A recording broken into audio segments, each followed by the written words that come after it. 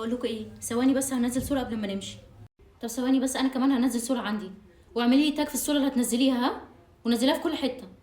ايوه يا جماعه، بس احنا متاخرين على فكره، واوبر هياخد له ربع ساعه عقبال ما يجي، فممكن ننجز شويه. ايه ده؟ ميسو علق تعليق غريب قوي، كاتب لي شكلك غريب في الصوره، معرفتكيش. هو انا شكلي وحش في الصوره؟ امسحها اعدلها وانزلها تاني احسن.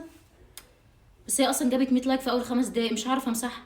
يا جماعه احنا بنتقابل كل فين وفين، مش معقول كل ما نشوف بعض نفضل ماسكين الموبايلات وعمالين نتصور، وبعد ما نتصور نفضل نعدل في الصور وبعدين ننزلها، ونفضل نراقب مين عمل لايك ومين عمل كومنت. مش معقول كده على فكره، احنا ما بنبسطش خالص مع بعض. في ايه مالك يا بسنت؟ هو انت كل ما تشوفينا ماسكين الموبايلات تتشنجي وتتعصبي، وكانك انت الوحيده العاقله اللي فينا. مالك بقيتي عامله كده ليه؟ ما احنا طول عمرنا كده. يا بنتي هي بقت نكديه اصلا، محسساني ان احنا خارجين مع واحده كبيره في السن. امال لو خارجين مع مامتي على فكره ما كانتش هتعمل كده.